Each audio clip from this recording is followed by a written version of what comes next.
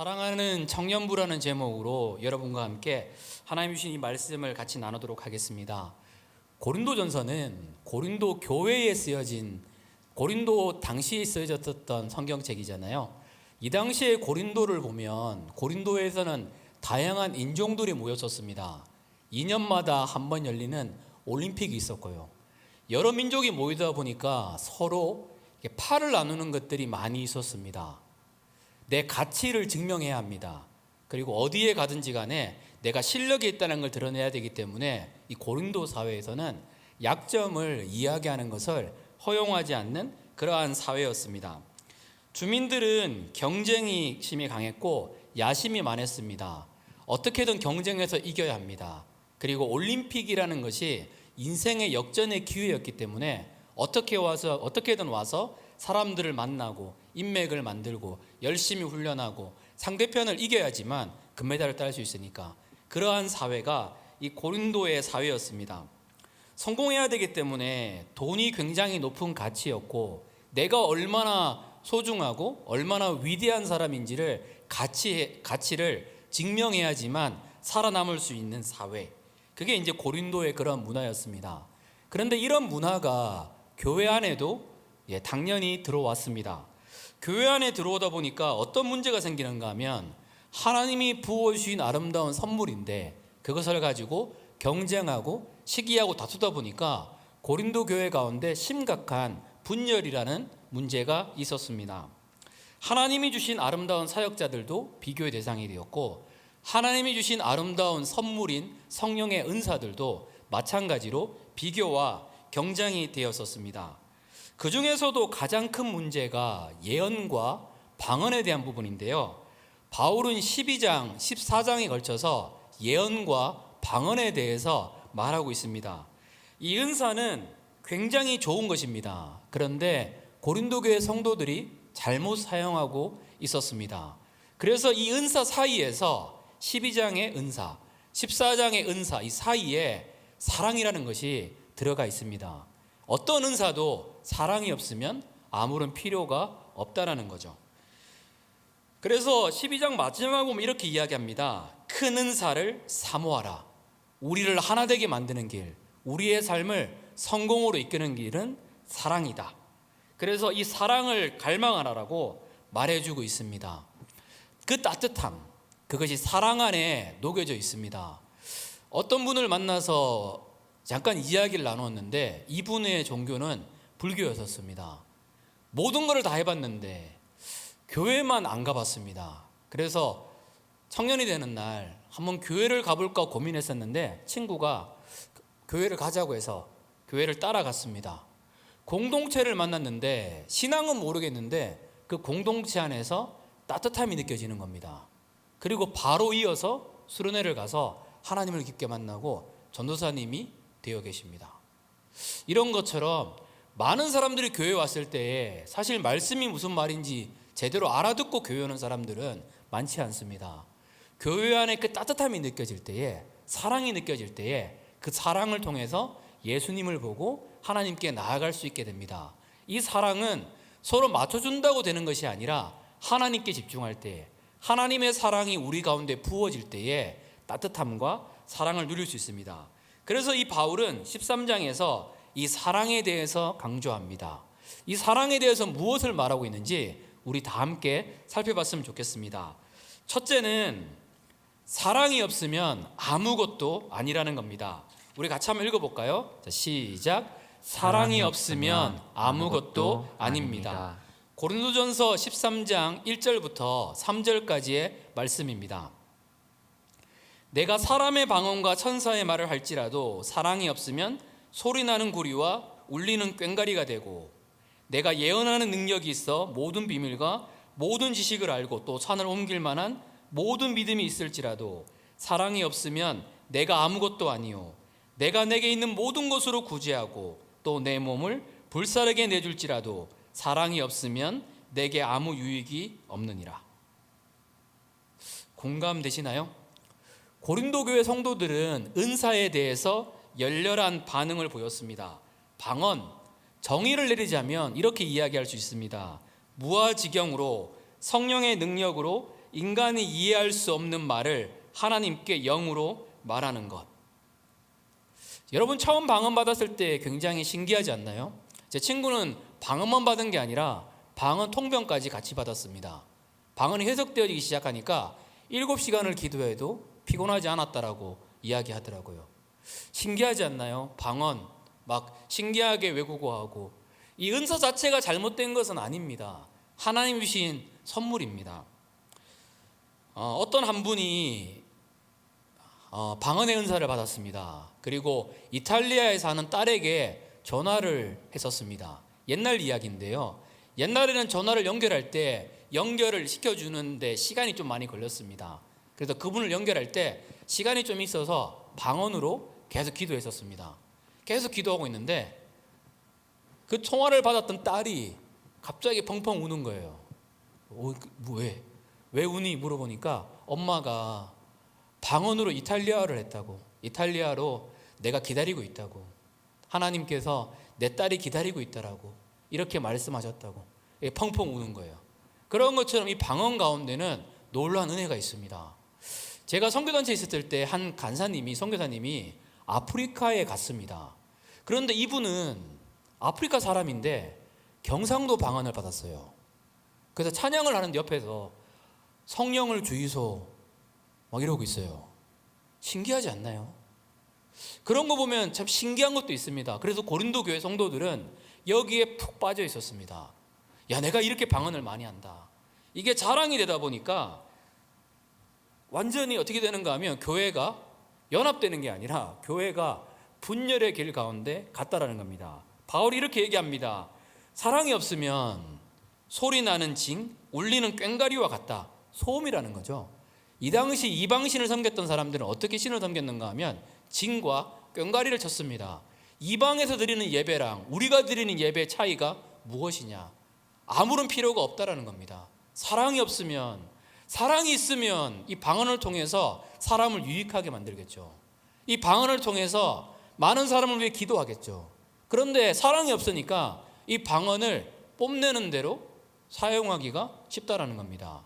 하나님이 우리 각 사람마다 은사를 주셨고 재능을 주셨습니다. 이 재능을 주신 이유는 하나님의 교회의 덕을 위해서, 사람들을 섬기기 위해서 주신 거죠. 그런데 이걸 통해 가지고 나를 뽐내는데, 아니면 내 사람들을 만드는데 사용한다라면, 누군가를 공격하는데 사용한다라면 그것만큼 아픈 것이 어디 있을까요? 고린도 교회의 모습이 그러한 모습이었다는 겁니다.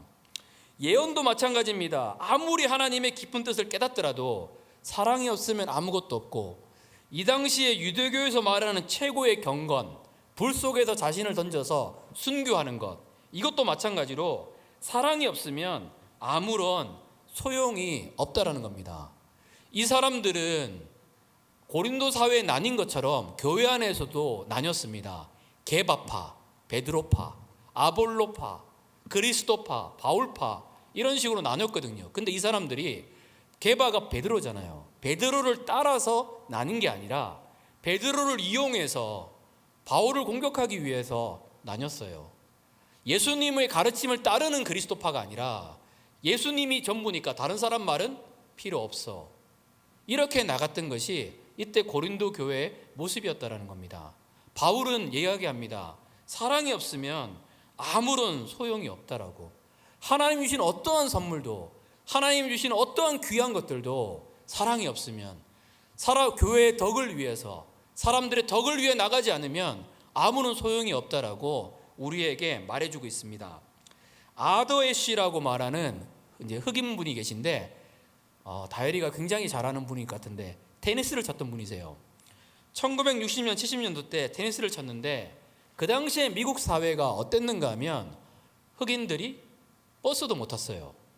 그리고 테니스를 딱 잡아서 테니스 치는 것도 사실은 흑인들에게는 금해져 있었습니다. 그때 테니스를 쳤던 사람입니다. 아버지는 경비원이셨는데 아버지가 늘 가르쳤던 것이 이런 겁니다. 하나님을 사랑한다는 것은 사람을 존중하는 것이다. 사람을 귀하게 여기는 것이다. 이 가르침을 받고 이분은 사람을 정말로 귀하게 여겼던 사람이에요. 그리고 재능도 있었습니다. 호주, US, 윈블던 세계대회에서 메이저 대회 3개를 다 석권을 했어요.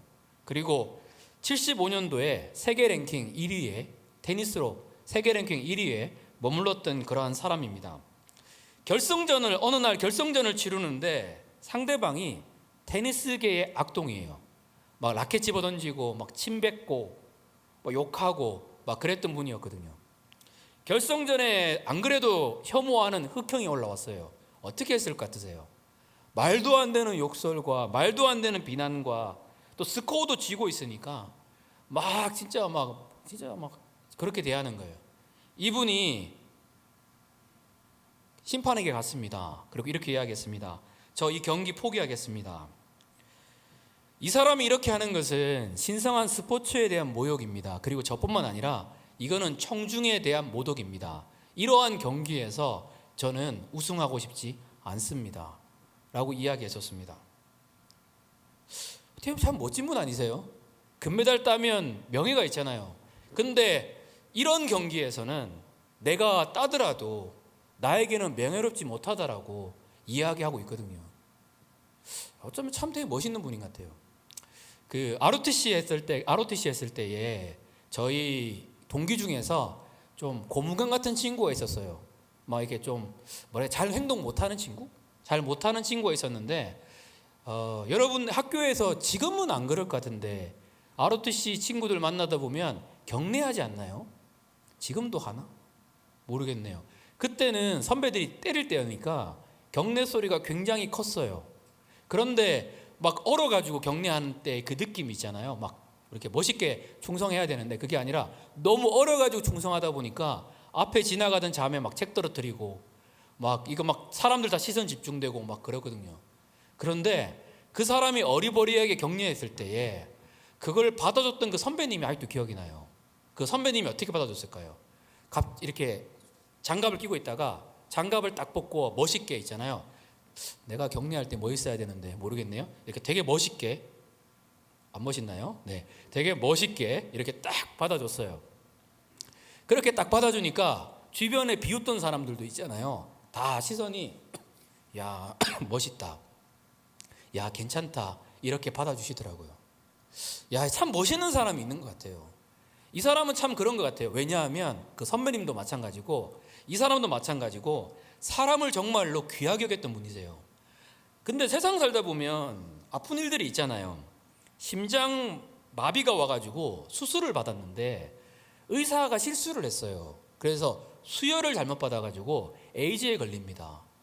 진짜 마음이 아프잖아요. 그래 물어봐요. 사람들이 괜찮냐고. 그런데 이분이 했던 말이 굉장히 명언이에요. 이분은 Why me? 왜 하필 나입니까? 라는 말을 해본 적이 없어요. 윈블런 대회에서 우승할 때도 Why me라는 말 해본 적 없거든요. 그리고 누군가의 잘못된 실수로 인해 가지고 내가 에이즈에 걸렸을 때도 Why me라는 말을 해본 적이 없어요.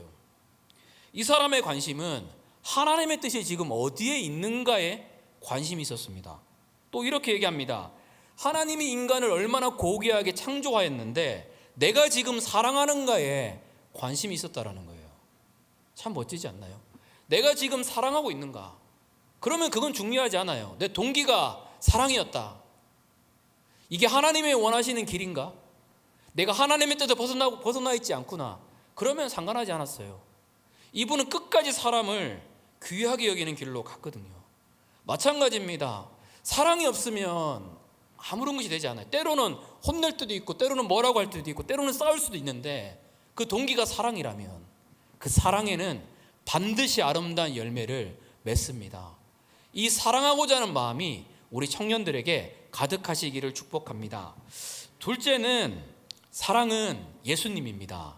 우리 같이 한번 읽어볼까요? 사랑은 예수님입니다. 네, 맞습니다. 고린도전서 13장 4절부터 7절까지의 말씀입니다. 이것도 같이 한번 읽어보겠습니다. 자, 시작. 사랑은 오래 참고 사랑은 온유하며 시기하지 아니하며 사랑은 자랑하지 아니하며 교만하지 아니하며 무례히 행하지 아니하며 자기의 유익을 구하지 아니하며 성내지 아니하며 악한 것을 생각하지 아니하며 불의를 기뻐하지 아니하며 진리와 함께 기뻐하고 모든 것을 참으며 모든 것을 믿으며 모든 것을 바라며 모든 것을 견디느니라. 아멘. 바울은 이야기를 하면서 이렇게 이야기해요. 그럼 사랑은 무엇인가? 사랑은 도대체 뭘로 내릴 수 있을까? 하는데 정의를 내릴 수 없어요. 정의를 내릴 수 없는 대신에 뭘 보는가 하면 하나님이에요. 그래서 학자들은 사랑 대신에 예수님을 넣어도 이 말씀을 이해하는 데는 아무런 어려움이 없겠다, 이렇게 이야기를 해요. 예수님이 어떻게 사랑하시는지를 보니까 사랑의 정의가 뭔지를 알겠는 거예요. 이론이 아니에요. 이건 살아있거든요. 사랑은 움직이는 거라는 겁니다. 그래서 바울이 경험했었던 예수 그리스도에 대한 이야기를 하고 계세요. 하나님은 어떤 분이신지에 대한 이야기를 하세요. 그분은 오래 참으셨거든요. 그분은 온유했어요. 우리의 눈과 우리의 시야를 어디에 집중시키는가 하면 하나님께 고정시키는 거예요. 히브리적 개념하고 좀 다른데, 이 당시 고린도 교회는 헬라 철학이 지배했던 시대예요. 이 사람들이 알고 있는 신과는 어떤 관일까요?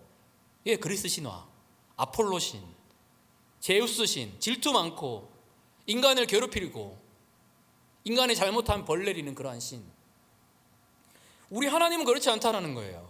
그러한 사고에 젖은 사람들에게 그 하나님은 누구에게도 온유하고, 그분은 시기하지 아니하고, 그분은 자랑하지 않아요. 그분은 자기의 유익을 구하지 않는데요.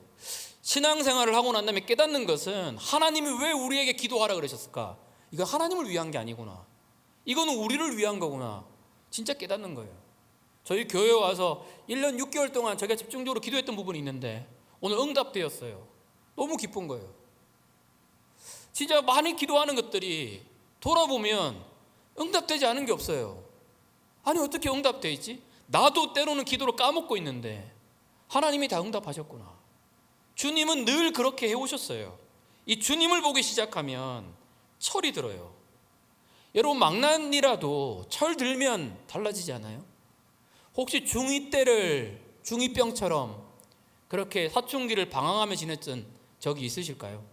저는 사춘기가 늦게 왔는데 또 그렇게 뭐 심하지도 않았어요. 지나갔는데 그 기간을 지나면 이런 생각을 하잖아요. 아, 이제 좀 철들었다. 부모님이 봤을 때도 철들었구나. 말하지 않아도 그 사람이 무슨 말 하는지를 이해를 해요. 하나님이 우리에게 전도하라 이렇게 안 해도 되거든요.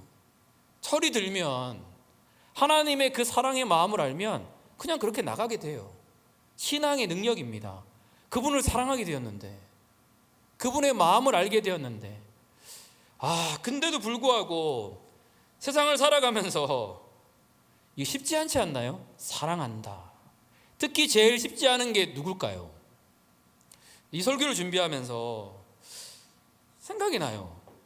제 동생, 저는 이남일녀거든요. 장남이긴 한데 이남일녀 동생. 참, 지난번 이제 추석 때 동생하고 이제 얘기를 나눴어요. 여러분은 어떻게 가족들하고 친하게 잘 지내시나요? 물론 친하죠. 친하지 않는 건 아니죠. 그런데 동생의 직장에 대해서 진짜 좀 어떻게 조사하고 막 해가지고 좋은 직장에 대해서 동생한테 얘기를 해줬어요. 그러면서 형이 이만큼 해서 진짜 위하는 마음에서 막 얘기해 줬는데 안 들어요. 안 들어요. 평상시엔 잘 들었는데 안 들어요. 관심 없어요. 그래서 기다려줬다가 또 얘기도 하고 그러는데, 얘기하다 보니까 우리 청년들이 저한테 얘기할 때 제가 안 삐지잖아요. 웬만해서는 얘기 잘 듣잖아요. 동생이 그러니까 또 삐져지는 거예요. 야, 내가 너를 그래도 계속 용돈도 주고 그렇게 잘 대해줬는데, 와, 이제 이런 얘기를 못하고 막 있는데 갑자기 뭐 그런 얘기를 해요. 형은 나한테 왜 이렇게 용돈을 안 주냐고. 야, 넌 진짜, 야, 너 진짜, 와, 진짜 막 이런 생각이 막 드는 거예요. 막 그러면서 이놈을 진짜, 그리고 막 싸우듯이 얘기했어요. 평상시 다르게 막, 야, 넌 진짜 너무하다. 어떻게? 그래서 막 이야기했는데 동생도 막 그러는 거 막 하면서, 야, 형은 해외에 나가가지고 집에 몇 번 왔냐고. 해외에 있을 때 집을 어떻게 가요? 뭐 비행기 타고 막 별 얘기를 막 황당해가지고, 그래서 야, 그래서 막 별 얘기 다 하다가 결국에는 미안하다고도 하다가 또 미안하지도 않기도 하고 막, 그래서 막 동생이니까 막 싸우듯이 했어요. 우리 아내는 옆에 있다가 또 예수님이니까 가가지고 진짜 막 옆에서 막 얘기해주고 막 그렇게 얘기하고 뭐 얘기하다 보니까 계속 그러는 거예요. 마음이 막 제일 그거예요. 가족하고 이야기할 때 제일 힘든 게 이거예요. 내 마음을 몰라줘요. 아니 딴 사람은 괜찮은데 가족이 내 마음 몰라줄 때 그게 진짜 삐짐이에요. 아무리 성숙한 사람이더라도. 그래서 이게 참 그런데 저는 진짜 제가 존경하는 분이 사실은 제 아내인데 우리 진짜 보면 삶이 되게 귀하시거든요. 그런데 우리 아내도 엄마랑 통화하는 거 보면 장모님하고 통화하는 거 보면 싸워요. 우리 아내 캐릭터가 아닌데 엄마는 뭐야 막 엄마랑 막 싸워요. 그리고 언니가 있거든요. 집에 가면 나 혼날 수도 있겠는데 언니랑도 싸워요. 얘기해요 막 언니한테. 언니는 가면서 막 그러는데 이게 가족은 달라요. 근데 아내가 저한테 해준 말이 있어요. 그러면서도 있잖아요. 가족은 친해요. 그리고 아내가 항상 믿는 게 이게 있어요. 그래도 가족은 내 편이다. 이거 맞는 것 같아요. 동생이랑 그렇게 해도 있잖아요. 조금 시간 지나고 또 통화하면 가족이니까 형 잘 지냈어? 막 또 이러고 있어요. 나도 아무렇지도 않고요. 맨날 리셋돼요. 동생이 너무 보고 싶거든요. 사실은 속은 사랑하니까 실수해도 우리는 괜찮아요. 그래서 가족은 내 편이에요. 근데 이게 있잖아요. 신앙으로 돌아가면 이렇게 돼요. 하나님은 내 편이거든요. 우리 청년부는 내 편이잖아요. 교회는 내 편이잖아요. 하나님께로 나가니까 이게 소망이 되기 시작하는 거예요. 그 동생하고 갈등이 있을 때 제가 취하는 방법은 그냥 하나님께 나가요. 근데 이게 동일해요. 아내한테도 물어보니까 아내도 뭐 언니랑 그다음에 엄마랑 갈등이 있으면 하나님께 가서 마음을 털어놓는데요. 다윗처럼 막 속상한 것들을 막 털어놓는데요. 털어놓다 보면 이상하게 문제가 해결이 되기 시작하는 거예요. 우리가 서로의 관계 해결하려고 그러면 답이 없어요. 근데 하나님께 가가지고 막 털어놓다 보면 주님이 우리 마음을 움직이시거든요. 괜히 막 따뜻해져요. 마음이 막 더 사랑하고 싶은 마음이 막 들거든요. 그럼 재밌어지게 됩니다. 그래서 바울은요 하나님을 이야기해요. 사랑은 오래 참고. 이거 주님의 성품이거든요. 그 사랑으로 들어가다 보면 우리는 놀라운 그 하나님의 은혜 가운데 하나 되는 것을 볼 수 있습니다. 우리가 주님을 봤으면 좋겠습니다. 그리고 주님을 닮았으면 좋겠습니다. 그리고 이 설날 때 이 주님의 사랑이 흘렀으면 좋겠어요. 가족을 봤을 때에 조카가 어렸을 때 저한테 그러더라고요. 이모부 못생겼어. 와 얼마나 은혜가 되는지. 조카가 하는 말은 다 귀여워요. 요즘은 그런 얘기 안 해요. 제가 잘생겨졌나? 하여튼 모르겠지만 되게 귀여워요. 조카 보면 뭐 다 해주고 싶지 않아요? 여러분 가족들 보면 막 다 해주고 싶잖아요. 이번 설날 때 엄마 아빠 누나 언니 오빠 마음을 좀 표시하면 좋을 것 같아요. 알지? 몰라요. 표현하지 않는데 뭘 알아요. 표현해줘야 돼요. 금요철야 때 다열 형제님을 보는데 우리 다열이로 할게요. 지나니까 다열이를 보는데 다열이가 보자마자 첫 마디가 목사님 보고 싶었어요 그러는데 뭐야? 순간 들었다가 이 말도 되게 감동이 돼요. 사랑은 표현하는 거거든요. 표현할 때 그 사랑이 커집니다. 이번 설날 때 나는 우리 청년들이 그 은혜를 누렸으면 좋겠어요. 제 학교 교수님인데 이 교수님이 설교를 하시면서 많은 부모님들한테 이런 도전을 던졌어요. 아들에게 가서 딸에게 사랑한다는 말 한마디 하라고 이야기했어요. 그렇게 이야기하고 한 성도님이 고민하다가 이런 말을 해야 되나 하다가 지나가는 말로 아들한테 얘기했어요. 아들아 아빠 너 사랑한다 하고 이야기했어요. 그때부터 아들이 집에서 안 나와요. 보니까 울고 있어요. 살아오면서 아버지한테 이 말 처음 들어봤다고. 여러분 아버지 어머니한테 사랑한다는 말 많이 하시나요? 제가 맨 처음에 아버지한테 사랑한다는 말을 하니까 아버지가 너무 놀라서 전화를 끊었어요. 그 이후부터는 저도 그런 말 해요. 아버지 사랑한다고 어머니 사랑한다고 하면 할수록 커지는 것 같아요. 이 표현하는 사랑을 통해서 하나님의 사랑을 통해서 여러분 안에 주님의 사랑이 넘치시기를 축복합니다. 마지막 셋째는 사랑만이 남는다라는 거예요. 같이 한번 읽어볼까요? 자, 시작. 사랑만이 남습니다. 고린도서 13장 8절입니다. 이것도 같이 읽겠습니다. 시작. 사랑은 영원합니다. 예언은 있다가도 없고 방언도 있다가 그치며 지식도 있다가 사라질 것입니다. 네, 사랑은 영원하다라는 거예요. 이 사람들은 예언을 자랑했어요. 야, 나에게 이런 은사가 있다. 여러분 얼마나 기적이에요. 실제로 어떤 분은 손만 얹으면 병이 치유돼요. 많은 사람들에게 인기가 있지 않겠어요? 이 인기를 통해서 하나님께로 가게 만들어야 되는데 자꾸 내 사람을 만들어요. 진짜 못된 거거든요. 그렇게 가는 건 아니에요. 하나님의 교회는 예수님께 집중하는 거고 그분이 높아지는 거예요. 저는 그럴 때 감동받습니다. 예언도 아니고 방언도 아니고 사랑만이 영원하다라는 거예요. 사랑이 없으면 남은 거 아무것도 없다라고 이야기해요. 시편에 보면 사랑이 없으면 이렇게 얘기합니다. 인생은 바다에 영업하는 자와 같다. 시편에 나오는데요. 이 말은 뭘까요? 바다에 영업하면 남잖아요. 그런데 사랑이 없으면 영업해서 남는 게 아무것도 없다라는 거예요. 우리가 사랑하지 않으면 사랑에서 비롯된 열매가 아니면 아무런 유익이 없다라고 성경은 우리에게 말해주고 있습니다. 사람을 남기고 사랑을 남겨야 합니다. 아프리카의 선교사라고 말했던 리빙스턴이라는 사람이 있었습니다. 이 사람은 이분 정말로 사랑의 사람이에요. 많은 사람들을 사랑했어요. 논란도 있지만 그래도 정말로 사람을 사랑했거든요. 그 원주민한테 물어봤습니다. 사람들에게 리빙스턴 하면 기억나는 게 뭐가 있습니까?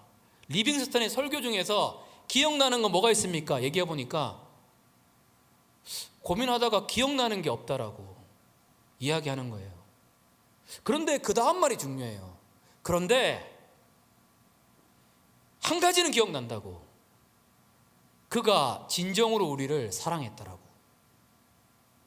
사랑이 사실은 전부거든요. 하나님은 우리의 마음에 사랑을 부으셔서 세상을 바꾸시지 분노를 부으셔서 세상을 바꾸지 않아요. 사랑 없는 정의는 살인면허와 똑같아요. 사랑을 부으셔서 세상을 새롭게 만드세요. 검투사 여러분 아시나요? 글래디에이터. 로마 시대 때 사람을 그렇게 많이 죽였잖아요. 싸우고 짐승하고 싸우기도 하고 서로 칼 들고 싸우기도 싸우고 콜로세움을 갔는데 그 흔적들이 여전히 남아있어요. 마르쿠스라는 수도사가 있었습니다. 하나님의 말씀을 듣는 사람이에요. 기도하는데 주님의 사랑 안에 잠겨 있는데 주님이 이렇게 말씀하세요. 검투 경기를 더 이상 내가 안 봤으면 좋겠다. 이 마음이 자꾸 들리는 거예요. 연약한 수도사가 뭐 할 수 있겠어요? 할 수 있는 거 없잖아요. 경기장에 갔어요. 잔인한 경기를 봤어요. 사람이 사람을 찔러 죽이고 사람의 존귀함이 없어지는 검투사의 경기를 보니까 마음이 아파져요. 하나님의 마음이 느껴지는 거거든요. 내 백성이 서로 싸우고 있다고. 내 백성이 서로 죽이려고 하고 있다고. 이게 너무 마음이 아픈 거예요. 하나님 마음이 느껴지니까 이분이 경기장으로 뛰어들었어요. 실합니다. 경기장으로 뛰어들었어요. 그리고 사람들에게 이야기합니다. 멈추시오. 우리 서로 죽이지 맙시다. 하나님이 이거 원하지 않습니다. 그러니까 다 비웃어요. 그리고 칼 든 사람이 다가와요. 너 죽이겠다. 그리고 와가지고 실제적으로 마르쿠스를 죽입니다. 마르쿠스가 칼에 찔리고요. 잔인하게 죽어요. 근데 죽는 모습을 보는 마르쿠스가 죽는 상황에서도 우리 이러면 안 된다고, 하나님이 기뻐하지 않는다고 이렇게 유언을 남기고 죽어요. 본래 죽을 때 소리 지르고 공포스럽게 끝날 줄 알았는데, 자기의 의견을 취소할 줄 알았는데 사랑을 이야기하니까 경기장에 있는 사람들이 한 명씩 한 명씩 거기를 떠나게 됩니다. 공식적으로 역사적으로 로마의 검투사 경기는 그걸 이유로 없어집니다. 하나님이 거룩한 마음을 붓는 거거든요. 여러분, 영국에서 어린아이들이 16시간씩 노동했다는 거 아세요? 그 영국에서요. 어린아이들이 술집에 올라셀 발판이 있었어요. 어린아이들 술을 먹으니까 16시간 일하니까 힘드니까 어린아이들의 발판이 있어가지고 어린아이들도 같이 술을 마셨거든요. 이거를 봤었던 윌리엄 부스가 마음이 너무 아픈 거예요. 하나님의 백성들이, 아이들이 아파하는 게 너무 고통스러운 거예요. 그래서 뭘 만들었을까요? 구세군요. 셀베이션 아미를 만들어서 다시는 이런 일이 이 땅 가운데 일어나면 안 되겠다. 실제로 그렇게 됩니다. 하나님은 하나님의 백성들에게 사랑을 부으세요. 내가 지금 막 정의는 있는데 막 분노에 찬 정의다, 하나님이 주신 거 아니에요. 막 비판은 많아요. 막 이것저것 비판은 많은데 내 본질이 사랑이 아니에요. 하나님께로 온 게 아니에요. 그게 더 많습니다. 하나님이 그 마음을 주실 때는 영혼을 위해서 울게 만들어요. 그리고 그 자리에 서게 만들거든요. 그리고 하나님의 아름다운 그림을 이루어 가세요. 바울은 이 사랑을 이야기합니다. 그러다가 사랑을 이야기하니까 주님을 향한 그리움에 잠기게 돼요. 그래서 이런 이야기를 합니다. 고린도전서 13장 12절부터 13절까지의 말씀입니다. 같이 한번 읽어보겠습니다. 시작. 우리가 지금은 거울로 보는 것 같이 희미하나 그때에는 얼굴과 얼굴을 대하여 볼 것이요, 지금은 내가 부분적으로 아나 그때에는 주께서 나를 아신 것 같이 내가 온전히 알리라. 그런즉 믿음, 소망, 사랑 이 세 가지는 항상 있을 것인데 그 중에 제일은 사랑이라. 사랑을 생각하면서 그리스도를 떠올리게 되고 그분을 생각하니까 그리운 거예요. 누가 그리울까요? 예수님요. 바울의 인생의 최고의 사랑의 대상은 예수님이었습니다. 그분이 그리우니까 그분이 너무 보고 싶은 거예요. 천국은요, 주님을 그리워하는 사람의 것이지 주님을 그리워하지 않는 사람의 것이 아니에요. 왜냐하면 천국 가면 보고 싶은 주님을 평생을 보게 되거든요. 내가 주님을 원하지도 않아요. 주님의 다스림을 원하지도 않아요. 천국이 무슨 천국이 될까요? 안 되거든요. 바울은 주님을 정말로 그리워했어요. 그리고 바울은요, 이때 자기가 완전해질 거라는 확신이 있었거든요. 실제로 그렇습니다. 천국에 가면 우리는 완전해져요. 어떤 목사님이 이런 이야기 하더라고요. 자기에게는 질병이 있는데 아무리 노력해도 치료가 안 돼요. 우울증이 심하세요. 공황장애까지 갈 수도 있죠. 어떤 분이 이런 얘기를 해요. 운동하면 우울증이 치유된다. 가벼운 건 치유되는데 안 치유되는 것도 많이 있어요. 그거 가지고 사는 게 힘들어요. 불안장애를 가지고 사는 것도 아프거든요. 하루하루를 버틸 수 있어요. 근데 이분이 이게 너무 낙심이 되거든요. 나는 사역자인데 왜 내게 우울증이 있을까? 내게 왜 공황장애가 있는 거지? 사람들이 뭐라고 볼 것 같아요? 믿음이 없어서 되는 거 아닌가? 이런 못된 말 하지 말아야 돼요. 진짜 말도 안 되는 거예요. 이거는 뇌적인 부분도 있고요, 뭐라고 말할 수 없거든요. 근데 이분 속에서 너무 힘들었는데 이 말씀을 보다가 위로를 느껴요. 지금 이 땅에 살아가는 내 모습에는 약을 먹어도 운동을 해도 안 되는 부분이 있지만, 하지만 이제 내가 예수 그리스도를 만날 때가 되면 나의 모습은 완전해지니까 이제 내가 경험했던 이 나약함을 천국에서는 더 이상 경험할 필요가 없거든요. 여기에 소망을 얻게 되니까 기쁜 거예요.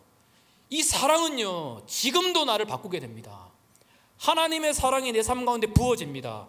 이 사랑이 내게 흐르게 됩니다. 그러면 이 땅에서도 그 안에 주시는 기쁨과 행복을 누릴 수 있게 됩니다. 우리의 눈이 예수님을 그리워하고 그분을 보게 된다면 이 알 수 없는 이 사랑의 힘 때문에 따뜻한 공동체가 이루어집니다. 저는 오랜 시간 동안 생각했었어요.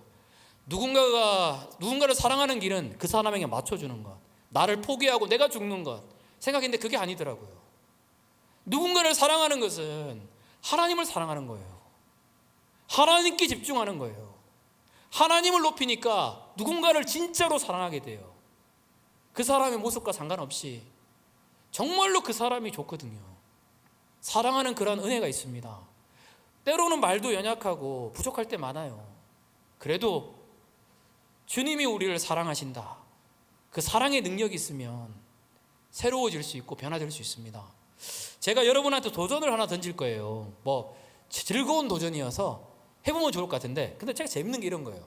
이렇게 신방할 때도 마찬가지고 이렇게 한번 해봤으면 좋겠다고 해본 사람들은 변화가 있어요. 다음 만날 때 아내분들은 여전히 그곳에 있어요. 이거 좀 아쉬움인데 한번 해봤으면 좋은 게 설날이잖아요. 그래서 제가 여러분 청년부 사이트란다, 카카오톡에 추천하는 영화 15개를 올려줄 거예요. 그 중에 한 편이라도 좀 보셨으면 좋을 것 같아요. 이미 다 봤는데요? 괜찮아요. 하나님이 누구신지를 알려주는 영화들인데요, 한번 여러분 보셨으면 좋겠어요. 우리 이미 가족장 임원들은 몇 번 봤던 것 같아요. 그런데 그 영화를 통해 가지고요, 요즘은 하나님을 경험하는 친구들이 많이 있어요. 영화를 통해 하나님 만났다는 얘기하는 사람이 많거든요. 그래서 내 마음이 사랑으로 충만하게 되기 시작하면 갑자기 내 주변에 있는 사람들이 예수님을 보게 됩니다. 이거 신기한 원리예요. 내가 전도도 안 했는데 내가 갑자기 사랑하기 시작하니까 원망과 미움을 멈추고 그냥 사랑하자, 이해하자, 품어주자 나가보니까 갑자기 이 사람이 하나님을 궁금해해요. 왜 그럴까요? 하나님은 사랑이시니까요. 우리 청년부 안에 이 사랑의 은혜가 넘치시기를 축복합니다. 우리 좀 같이 기도했으면 좋겠습니다. 하나님이 우리에게 말씀하셨습니다. 사랑이 없으면 아무것도 아니라고. 우리는 성격도 다르고요, 나이도 다르고 성별도 다르고 사랑하는 것도 다릅니다. 좋아하는 것도 달라요. 서로 마음도 잘 몰라요. 그런데 하나님이 그 가운데 주인이 되어주시면, 하나님이 그 가운데 높아지시면 우리는 사랑하게 됩니다. 하나님이 원하시는 것도 사랑하는 겁니다. 주님, 내게 이 사랑을 부어주십시오. 하나님, 내가 주님을 더 사랑할 수 있도록, 진짜 이론이 아니라 움직이는 사랑. 사랑은 오래 참고, 사랑은 온유하며, 하나님 내게 이 사랑을 부어주십시오. 내게 예수 그리스도의 사랑을 부어주시고 그분을 마음을 다해 사랑할 수 있도록 도와달라고, 우리 이 시간 주여 한번 외치시고 주님께 같이 기도하겠습니다.